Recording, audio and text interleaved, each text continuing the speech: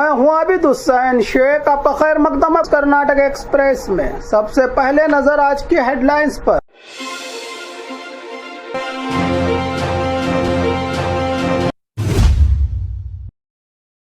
Karnataka budget 2026, CM Siddaramaiah का 17वां budget. Minorities के लिए बड़ी सौगात, नए हॉस्टल्स, स्कूल्स, लैपटॉप्स और रोजगार के स्कीम्स का ऐलान। बीजापुर में सरकारी मेडिकल कॉलेज का ऐलान। बागलकोट जिला एसपी और उनके पत्नी की अनोखी मिसाल। बाबा बुडनगिरी दरगाह पर उर्स मनाने को लेकर विवाद, मुस्लिम समाज का कांग्रेस सरकार के खिलाफ जोरदार प्रोटेस्ट। नदी से मिले हजारों आधार कार्ड, लोगों का सवाल घर तक पहुंचने वाले डॉक्यूमेंट्स नदी में कैसे पहुंचे। आरटीओ ऑफिस के बाहर हंगामा, टिप्पर फिटनेस सर्टिफिकेट को लेकर ड्राइवर और एजेंट का ड्रामा। विधानसौधा के बाहर बीजेपी जेडीएस का खाली चंबू लेकर प्रोटेस्ट, सिद्धरामैया बजट को लेकर सरकार पर साधा निशाना। खबरें विस्तार से। कर्नाटक बजट 2026, सीएम सिद्धरामैया का 17वां बजट।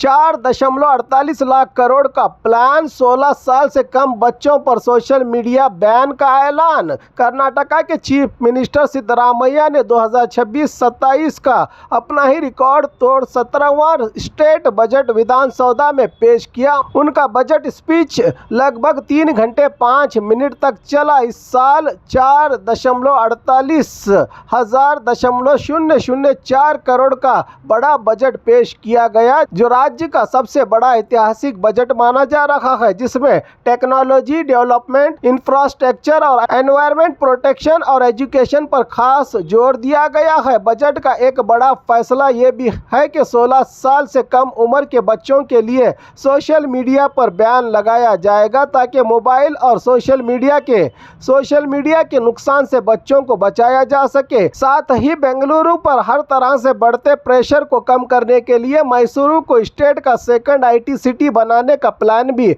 अनाउंस किया गया है। राज्य के सीएम सिद्धरामैया की ओर से इस बजट को कर्नाटका के डेवलपमेंट और फ्यूचर प्लानिंग के लिए एक बड़ा और अहम कदम माना जा रहा है, जबकि तमाम के साथ एकता और समानता, सबका साथ सबका विकास का बजट पेश किया है, सिद्धरामैया ने कहा है। सियासी जानकारों ने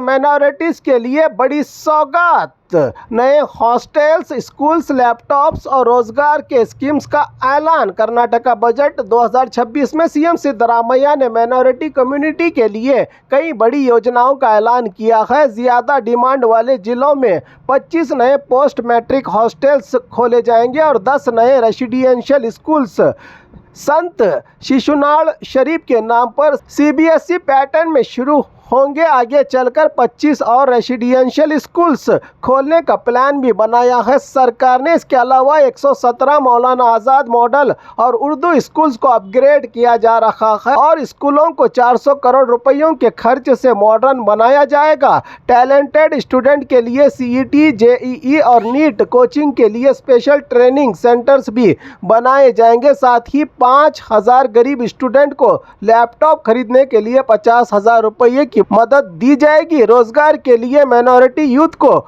फूड ट्रक और मोबाइल किचन बिजनेस के लिए 75% तक सब्सिडी दी जाएगी। इसके साथ ही हज भवन हुबली और गुलबर्गा में बनाए जाएंगे और जैन, बुद्धिस्ट और सिख कम्युनिटीज के डेवलपमेंट के लिए 100 करोड़ रुपयों का फंड भी रखा गया है। सरकार का कहना है कि एजुकेशन, रोजगार और वेलफेयर कल्याणकारी कामों पर फोकस करके माइनॉरिटी कम्युनिटी को मजबूत बनाना ही इस बजट का असल मकसद है, कहा सीएम सिद्धरामैया ने। अब देखना है कि इस बजट पर कम्युनिटी के जिम्मेदारों का क्या रिएक्शन आता है।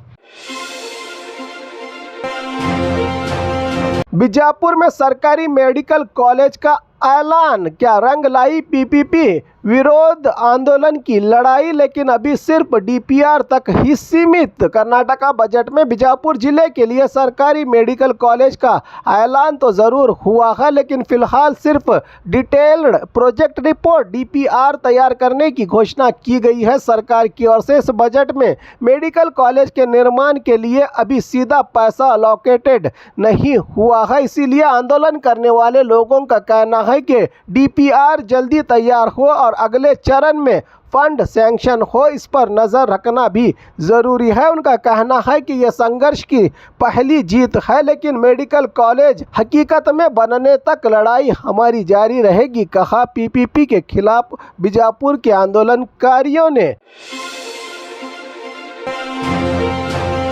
बागलकोट जिला एसपी और उनके पत्नी की अनोखी मिसाल। पैदल यात्रा को जा रहे भक्तों को पानी और ज़रूरी सामान।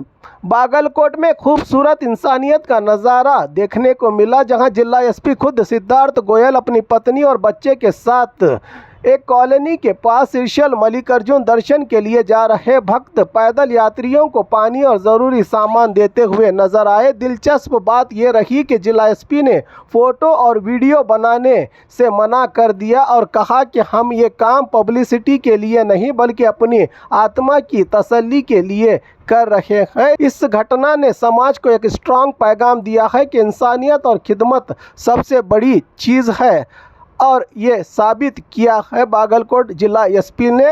हमेशा से राज्य की पुलिस इसी को लेकर जानी जाती है कि किसी भी समाज के साथ ये भेदभाव नहीं करती। बाबा बुडनगिरी दरगाह पर उर्स मनाने को लेकर विवाद। मुस्लिम समाज का कांग्रेस सरकार के खिलाफ जोरदार प्रोटेस्ट। कर्नाटका के चिकमंगलुरु के बाबा बुडनगिरी दत्तापीठा पर उर्स मनाने पर पाबंदी को लेकर बड़ा विवाद खड़ा हो गया है। इस फैसले के खिलाफ मुस्लिम समाज के लोग सड़कों पर उतर आए हैं और कांग्रेस सरकार पर सख्त नाराजगी जताई जा रही है। प्रोटेस्ट करने वालों का कहना है कि उर्स एक सूफी परंपरा का हिस्सा है, लेकिन इस बार हिजरी झंडे लगाने और रिवायती तरीके से मनाने की इजाज़त नहीं दी गई। उनका आरोप है कि सरकार और जिला प्रशासन ने इस मामले को खासकर नज़रअंदाज किया है। प्रदर्शनकारियों ने कहा है कि बीजेपी से भी ज़्यादा नुकसान हमें कांग्रेस सरकार कर रही है और अगर फैसला नहीं बदला गया तो घर घर जाकर लोगों को जागरूक किया जाएगा। इस मुद्दे को लेकर बाबा बुडनगिरी इलाके में सियासी और सामाजिक दोनों में तनाव बढ़ता नजर आ रहा है।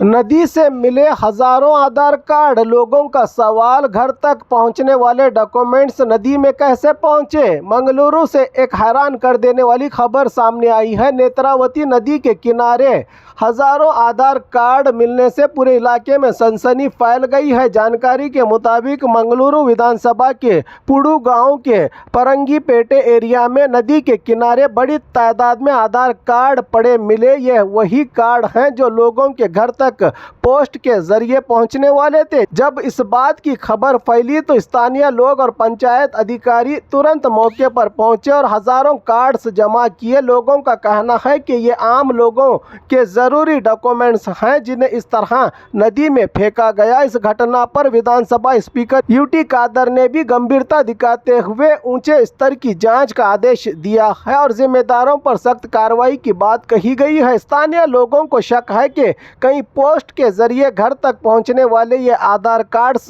किसी लापरवाही की वजह से नदी में तो नहीं फेंके गए। फिलहाल पोस्ट डिपार्टमेंट के अधिकारी जांच में जुटे हैं और जबकि बाकी लोगों की मांग है कि जो भी गुनहगार और दोषी लोग और अधिकारी हैं इन पर सख्त से सख्त कार्रवाई की जाए।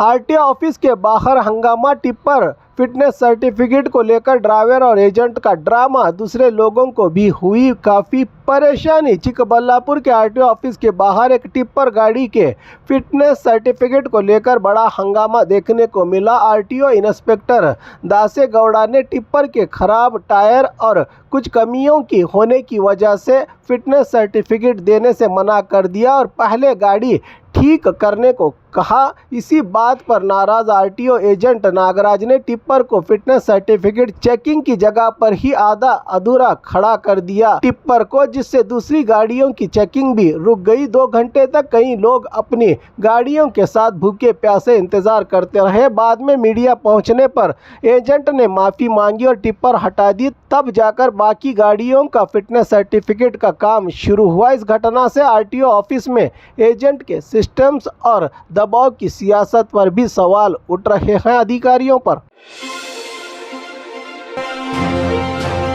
विधानसौदा के बाहर बीजेपी जेडीएस का खाली चंबू लेकर प्रोटेस्ट। सिद्धरामैया बजट को लेकर सरकार पर साधा निशाना। कर्नाटक में सीएम सिद्धरामैया के बजट पेश होने के बाद विधानसौदा के बाहर बीजेपी और जेडीएस ने खाली चंबू प्रोटेस्ट किया। विपक्षी नेता आर अशोक विजेंदर और कई बीजेपी जेडीएस एमएलएज हाथ में खाली चंबू लेकर विधानसौदा के ईस्ट गेट से पद यात्रा करते हुए सरकार के खिलाफ नारे लगाते नजर आए। विपक्ष का आरोप है कि स्टेट बजट में विकासी योजनाओं और युवाओं के लिए कुछ खास नहीं और सरकार ने सिर्फ वादे किए हैं, इसलिए इसके सिंबॉलिक तौर पर खाली चंबू दिखाकर जनता को खाली हाथ छोड़ दिया है। सरकार ने का मैसेज देने की कोशिश कर रही है अपोजिशन। बीजेपी जेडीएस ने कहा कि मंडे से शुरू होने वाले बजट सेशन में भी सरकार को घेरने और बजट की मौजूद कमियां उठाई जाएंगी, कहा अपोजिशन ने। जबकि पिछले बार के बजट का फंड ही अब तक रिलीज नहीं किया, कहा है अपोजिशन ने।